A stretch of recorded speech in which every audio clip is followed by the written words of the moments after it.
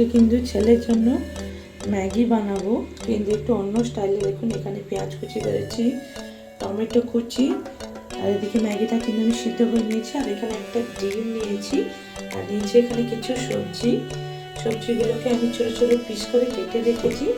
আর এদিকে কড়াইতে তেল গরম করতে বসিয়ে দিয়েছি। এর মধ্যে সবজিগুলো আবার ফ্রাই করে নেব।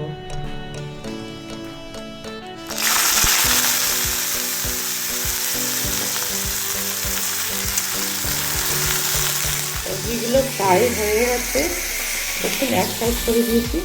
এবার কেটে রাখা পেঁয়াজগুলো এর মধ্যে দিয়ে দেবো।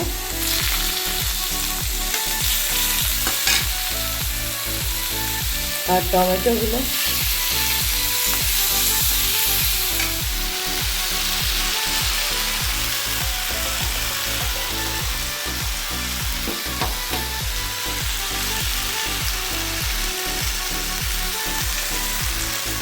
কিন্তু ফ্রাই হয়ে গেছে দেখুন। এবার এই যে ম্যাগিগুলো যে সিদ্ধ করে রেখেছিলাম এর মধ্যে দিয়ে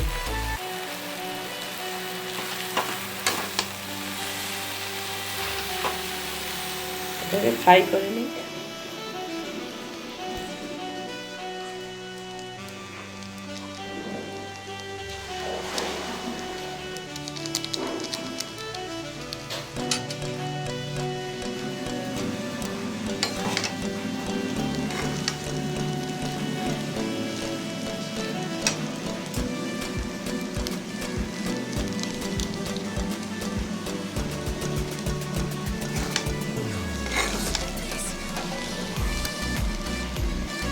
দেবো কিন্তু সয়া সস,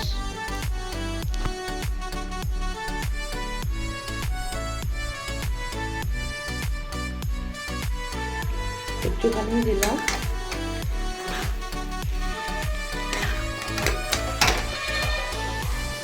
ম্যাগি হয়ে গেছে, দেখুন কেমন লাগছে, দেখতে তো ভালোই লাগছে। আপনাদের কেমন লাগছে অবশ্যই কমেন্ট করে জানাবেন। এইভাবে ম্যাগি বাচ্চাদের খাওয়াবেন, বাচ্চারা চেটে মুটে টিফিন পেক করে বাড়িতে আসবে। হাই বন্ধুরা, গুড মর্নিং। সবাই কেমন আছেন? আশা করি সবাই খুব ভালো আছেন। আমার একটা নতুন ভিডিওতে আপনাদের সবাইকে অনেক অনেক স্বাগত। কিন্তু সকাল সকাল উঠে ছেলেকে স্কুলের জন্য রেডি করে বের করে দিয়ে এবার বসেছি নিজের যত্ন করব বলে। সামনে তো সরস্বতী পুজো চলেই এলো, তো চুল ভীষণ পরিমাণে উঠছিল, তাই রাত্রেবেলা হেনা ভিজিয়ে রেখেছিলাম, তো করে নিয়েছি। দেখুন আমার হাতের অবস্থাটা কি।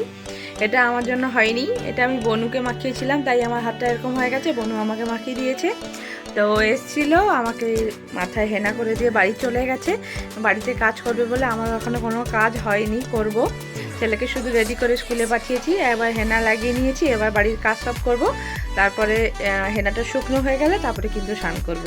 চলুন এখনকার জন্য এইটুকু, আবার একটু পরে আপনাদের সঙ্গে কথা বলছি।